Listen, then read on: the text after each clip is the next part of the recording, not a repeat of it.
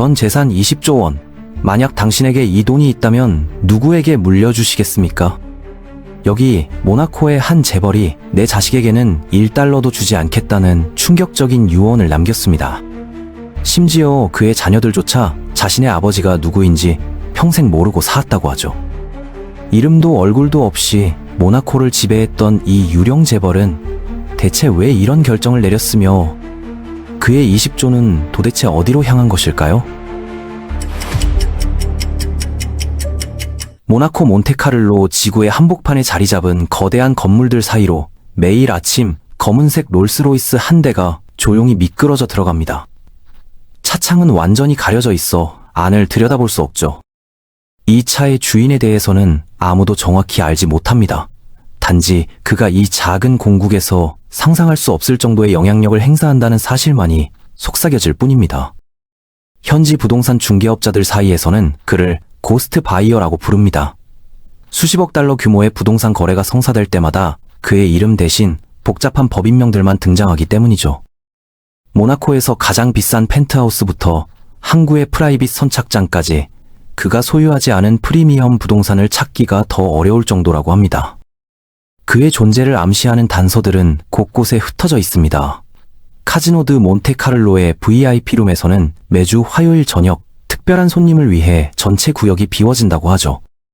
직원들은 그날 밤에 대해 절대 입을 열지 않습니다. 계약서에 명시된 비밀 유지 조항 때문일까요? 아니면 다른 이유가 있는 걸까요? 모나코 요트클럽의 회원 명단에도 그의 실명은 없습니다. 대신 익명의 후원자라는 표기만 있을 뿐이죠. 하지만 클럽에서 가장 좋은 정박지 5곳은 모두 그의 소유라고 알려져 있어요. 길이 150m가 넘는 메가요트들이 정박해 있는 그 자리에서 때로는 세계 각국의 정치인들과 재벌들이 비밀스러운 만남을 갖는다는 소문이 끊이지 않습니다.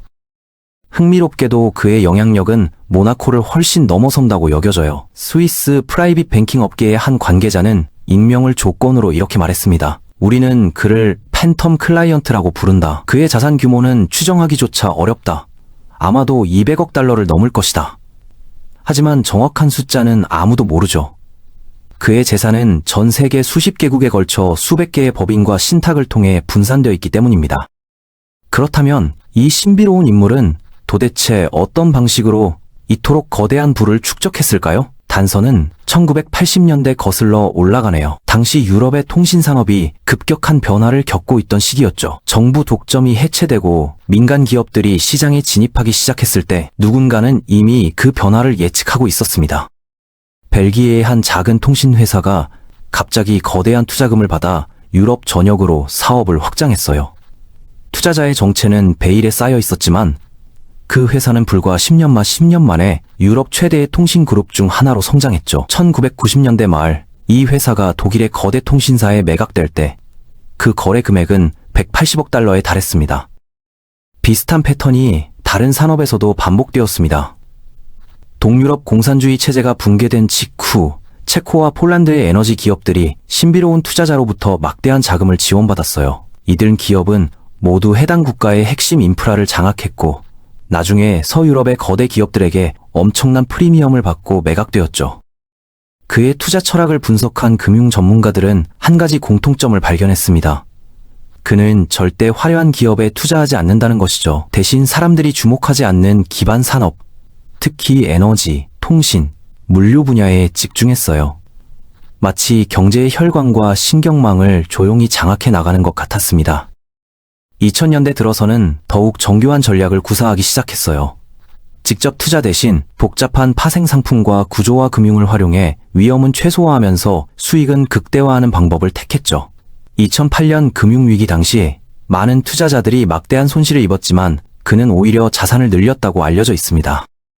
런던의 한 헤지펀드 매니저는 이렇게 증언해요. 2008년 리먼 브라더스가 파산하기 6개월 전 누군가가 엄청난 규모의 공매도 포지션을 구축했다. 그 거래의 배우가 누구인지는 모르지만 그 한 번의 거래로만 최소 50억 달의 수익을 올렸을 것이다. 하지만 그의 진정한 천재성은 돈을 버는 방법이 아니라 돈을 숨기는 방법에 있었습니다.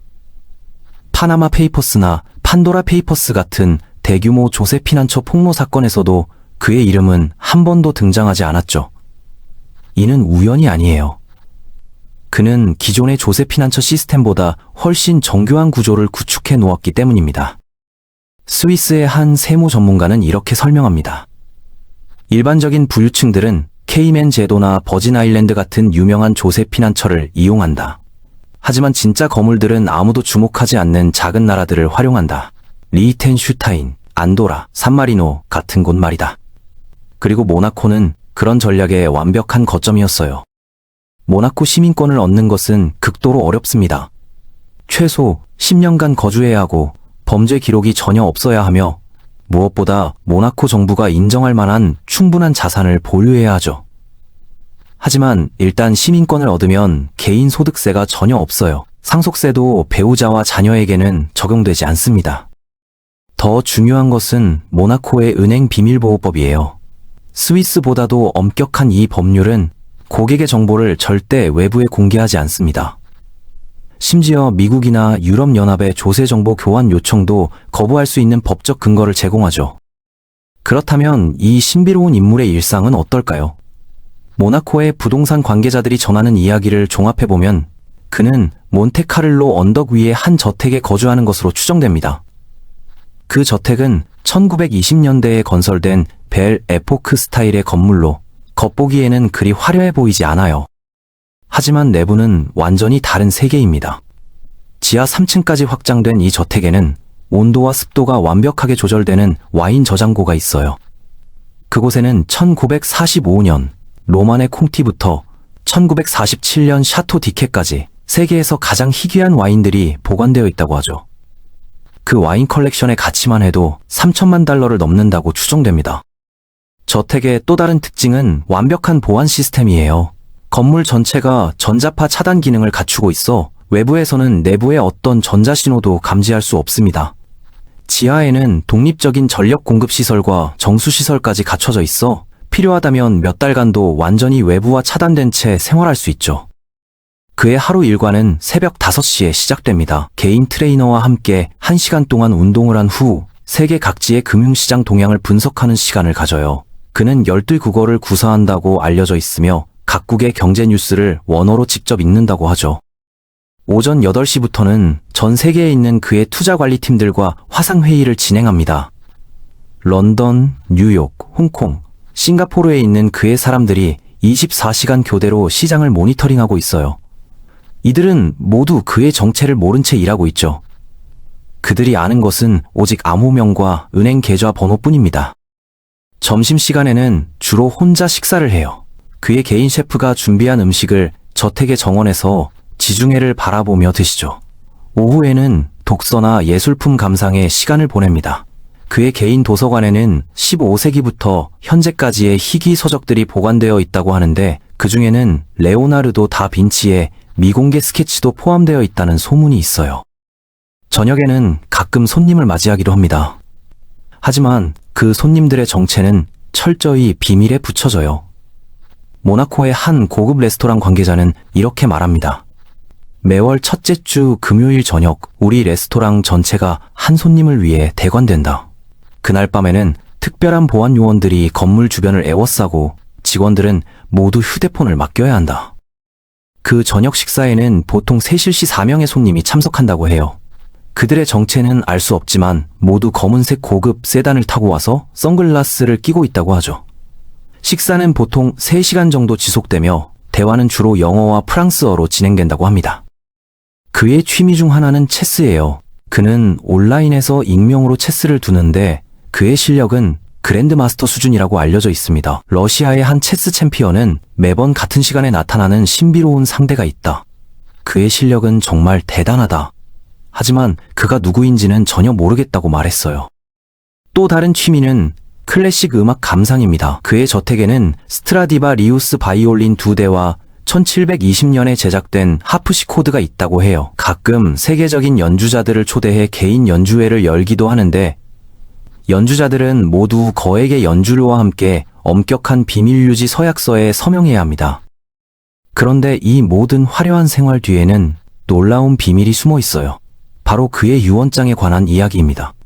모나코의 한 변호사 사무소에 보관되어 있다는 그 문서에는 충격적인 내용이 담겨 있다고 하죠. 그 유언장에 따르면 그의 전 재산은 자녀들에게 상속되지 않습니다. 대신 전 세계의 교육기관들에 기부된다고 해요. 특히 아프리카와 남미의 가난한 지역에 학교를 짓고 운영하는 데 사용되도록 지정되어 있다는 것입니다. 더욱 놀라운 것은 그가 자녀들에게 남기는 메시지예요. 나는 너희에게 $1도 남기지 않는다. 돈은 사람을 부패시킨다. 너희는 스스로의 힘으로 세상을 살아가야 한다. 그것이야말로 내가 너희에게 줄 수 있는 최고의 선물이다. 이 유언장의 존재는 그의 자녀들조차 모르고 있다고 합니다. 그들은 아버지가 누구인지도 정확히 알지 못한 채 평범한 삶을 살고 있죠. 큰아들은 런던에서 중학교 교사로 일하고 있고 딸은 파리에서 소규모 갤러리를 운영하고 있다고 해요. 그렇다면 왜 그는 이런 선택을 했을까요? 그 답은 그의 어린 시절에서 찾을 수 있어요. 벨기에의 한 작은 마을에서 태어난 그는 극도로 가난한 환경에서 자랐습니다. 아버지는 탄광에서 일하다가 사고로 세상을 떠났고 어머니는 남의 집 청소를 하며 생계를 유지했죠. 어린 시절에 그는 매일 학교에 가기 위해 5km의 길을 걸어야 했어요. 신발도 제대로 없어서 겨울에는 발이 얼어붙을 정도였죠. 하지만 그는 포기하지 않았습니다. 도서관에서 경제학과 수학책을 읽으며 스스로를 교육했고 16세에 장학금을 받아 브뤼셀 대학교에 진학할 수 있었어요. 대학 시절에 그는 낮에는 공부하고 밤에는 레스토랑에서 설거지를 하며 학비를 벌었습니다. 그때의 경험이 그에게 돈의 진정한 의미를 깨닫게 해주었다고 해요. 돈은 목적이 아니라 수단이라는 것을 말이죠. 졸업 후 그는 작은 투자회사에서 인턴으로 시작했어요. 월급은 거의 없었지만 그곳에서 금융의 세계를 배울 수 있었죠. 그의 뛰어난 분석 능력과 직감은 곧 상사들의 주목을 받았고 불과 3년 만에 그는 독립해서 자신만의 투자회사를 설립했습니다. 초기 자본은 고작 5만 달이었어요. 대학 시절 모은 돈과 어머니로부터 빌린 돈이 전부였죠. 하지만 그의 첫 번째 투자는 대성공이었습니다. 당시 아무도 주목하지 않던 인터넷 관련 기업에 투자했는데 그 회사가 6개월 만에 10배의 가치로 성장했어요. 그 성공을 발판으로 그는 점점 더 큰 투자를 시작했습니다. 하지만 그는 절대 자신의 성공을 과시하지 않았어요. 여전히 작은 아파트에서 살면서 검소한 생활을 유지했죠. 언론의 관심을 피하기 위해 일부러 평범해 보이려고 노력했습니다. 1990년대 말 그의 자산이 10억 달러를 넘어서자 그는 중대한 결정을 내렸어요. 완전히 익명의 존재가 되기로 한 것이죠. 모든 투자를 복잡한 법인 구조를 통해 진행하고 자신의 이름은 어떤 공식 문서에도 남기지 않기로 했습니다. 이때부터 그는 유령 재벌이 되었어요. 그의 영향력은 계속 커졌지만 그 누구도 그의 정체를 알 수 없게 되었죠. 심지어 그와 직접 일하는 사람들조차 그의 진짜 이름을 모르게 되었습니다. 2005년 그는 모나코로 거주지를 옮겼어요. 그 이유는 단순히 세금 때문이 아니었습니다. 모나코의 특별한 법률 체계가 그에게 완벽한 익명성을 보장해 줄 수 있었기 때문이죠. 모나코에서는 거주자의 개인정보가 극도로 보호받아요. 심지어 정부 기관조차 특별한 사유 없이는 개인의 재산 상황을 조사할 수 없습니다. 모나코 이주 후 그의 투자 전략은 더욱 정교해졌어요. 그는 전 세계 경제의 구조적 변화를 예측하고 그에 맞는 장기 투자를 진행했습니다. 2008년 금융위기, 2020년 코로나19 팬데믹 등 큰 경제적 충격이 있을 때마다 그의 자산은 오히려 증가했다고 알려져 있죠. 하지만 그가 돈을 버는 것만큼 중요하게 생각하는 것이 있어요. 바로 그 돈을 어떻게 사용할 것인가 하는 문제였죠. 그는 이미 20여 년 전부터 익명으로 전 세계의 교육 사업에 투자해 왔습니다. 아프리카 케냐의 한 시골 마을에 세워진 학교, 브라질 아마존 지역의 도서관, 인도 뭄바이 빈민가의 직업훈련소 등이 모두 그의 익명 기부로 만들어진 것들이에요. 지금까지 그가 교육 분야에 기부한 금액은 30억 달러가 넘는다고 추정되지만 그 어떤 건물에도 그의 이름은 새겨져 있지 않습니다. 그의 철학은 간단해요. 교육만이 진정한 부를 만든다. 돈은 한 세대에서 끝날 수 있지만 교육은 영원히 이어진다. 이것이 바로 그가 자녀들에게 재산을 물려주지 않기로 한 이유입니다. 그의 자녀들은 현재 30대 초반으로 모두 자신만의 길을 걸어가고 있어요. 그들은 아버지가 세계적인 재벌이라는 사실을 전혀 모르고 있죠. 아버지에 대해서는 조용한 사업가라고만 알고 있을 뿐입니다. 큰아들 마르크는 런던에서 중학교 수학교사로 일하고 있어요. 그는 주말마다 소외계층 아이들을 위한 무료 수학교실을 운영하고 있죠. 딸 소피아는 파리에서 신진 작가들을 지원하는 작은 갤러리를 운영합니다. 두 사람 모두 아버지로부터 물려받은 것은 돈이 아니라 다른 사람을 도우려는 마음가짐이었어요. 그렇다면 그의 거대한 재산은 정확히 어디에 어떻게 보관되어 있을까요? 이것은 현대 금융사에서 가장 정교한 자산 은닉 구조 중 하나로 여겨집니다. 그의 자산은 전 세계 47개국에 걸쳐 분산되어 있어요. 스위스와 룩셈부르크의 프라이빗 뱅크들, 케이맨 제도와 버뮤다의 투자 펀드들, 리히텐슈타인과 안도라의 패밀리 오피스들이 복잡한 네트워크를 형성하고 있죠. 각각의 투자는 서로 다른 법인을 통해 이루어지며 이 법인들 사이에 연결고리를 찾는 것은 거의 불가능해요. 심지어 그 자신조차도 전체 구조를 완전히 파악하지 못할 정도로 복잡하다고 합니다. 이런 구조의 목적은 단순히 세금을 피하기 위한 것이 아니에요. 진정한 목적은 완전한 익명성을 유지하는 것이죠. 어떤 정부나 기관도 그의 전체 재산 규모를 파악할 수 없도록 하는 것입니다. 그의 투자 포트폴리오를 분석한 전문가들은 놀라운 사실을 발견했어요. 그의 투자 중 상당 부분이 일반인들의 일상생활과 직결된 기반시설에 집중되어 있다는 것이죠. 유럽의 전력망, 아시아의 통신 네트워크, 남미의 물 공급시설 등이 그 예입니다. 이는 그가 단순히 돈을 벌기 위해 투자하는 것이 아니라 세계 경제의 안정성에 기여하고자 하는 의도로 보여요. 그의 투자를 받은 기업들은 모두 사회적 책임을 다하는 기업들로 유명하죠. 특히 주목할 만한 것은 그의 환경 관련 투자예요. 재생에너지, 친환경 기술, 지속 가능한 농업 등에 막대한 자금을 투입하고 있습니다. 전문가들은 그의 환경 관련 투자만으로도 연간 500만 톤의 탄소 배출량을 줄이는 효과를 거두고 있다고 분석해요. 하지만 그의 가장 큰 관심사는 여전히 교육입니다. 그는 미래의 인재들이 더 나은 세상을 만들 것이라고 믿고 있어요. 그래서 그의 유언장에는 전 재산을 교육에 기부하겠다는 내용이 담겨 있는 것이죠. 그 유언장에는 구체적인 지침도 포함되어 있어요. 기부금의 60%는 아프리카와 남미의 기초교육에, 30%는 아시아의 기술교육에, 나머지 10%는 유럽과 북미의 연구개발에 사용되도록 지정되어 있습니다. 더욱 흥미로운 것은 그 기부가 어떻게 이루어질 것인가 하는 부분이에요. 그는 자신의 사후에도 완전한 익명성을 유지하기를 원합니다. 따라서 모든 기부는 복잡한 신탁 구조를 통해 진행되며 그 누구도 진짜 기부자가 누구인지 알 수 없게 될 것이에요. 그의 변호사는 이렇게 말했습니다. 그는 자신의 이름이 역사에 남기를 원하지 않는다. 다만 그가 도운 아이들이 더 나은 미래를 만들어가기를 바랄 뿐이다. 현재 그의 나이는 정확히 알려지지 않았지만 70대 초반으로 추정돼요. 건강 상태는 양호한 편이라고 하지만 그 역시 언젠가는 이 세상을 떠날 것입니다. 그때가 되면 세계 역사상 가장 큰 규모의 익명 기부가 이루어질 거예요. 그 순간이 오기 전까지 그는 여전히 모나코의 언덕 위 저택에서 조용한 일상을 보내고 있습니다. 새벽 5시에 일어나 운동을 하고 세계 경제를 분석하며 저녁에는 클래식 음악을 들으면서 말이죠. 가끔 그는 자신의 과거를 돌아봐요. 벨기에의 가난한 소년이 어떻게 세계에서 가장 부유한 사람 중 하나가 되었는지 그 여정을 되짚어보곤 하죠. 하지만 그에게 진정한 성공은 돈을 번 것이 아니라 그 돈으로 다른 사람들의 삶을 바꿀 수 있게 된 것입니다. 그의 서재에는 한 구절이 액자에 담겨 걸려 있어요. 진정한 부자는 많이 가진 사람이 아니라 많이 줄 수 있는 사람이다. 이것이 바로 그의 인생 철학을 요약한 말입니다. 그의 일상에는 또 다른 특별한 루틴이 있어요. 매주 일요일 오후 그는 혼자서 모나코 항구를 걸으며 사색의 시간을 갖습니다. 평범한 옷차림에 모자를 눌러 쓴 그의 모습은 그냥 산책을 즐기는 노신사로만 보이죠. 하지만 그 순간 그의 머릿속에서는 수십억 달러 규모의 투자 결정들이 내려지고 있을지도 모릅니다. 그가 특히 좋아하는 장소는 항구 끝자락에 있는 작은 벤치예요.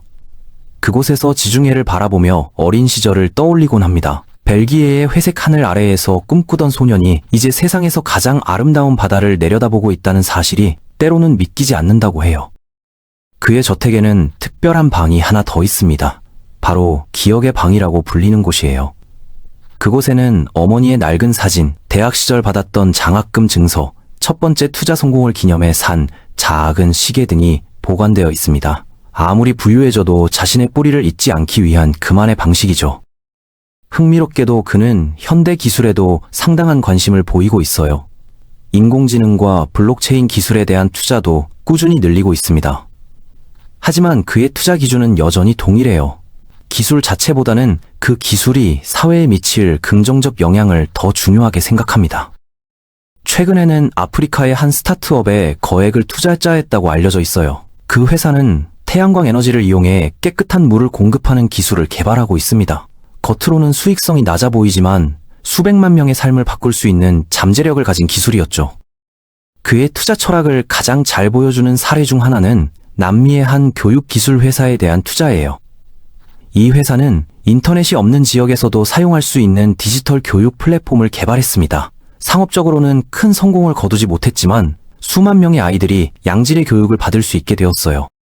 어쩌면 우리는 그의 이름을 영원히 알 수 없을지도 모릅니다. 하지만 그가 남길 유산은 분명히 세상을 더 나은 곳으로 만들 거예요.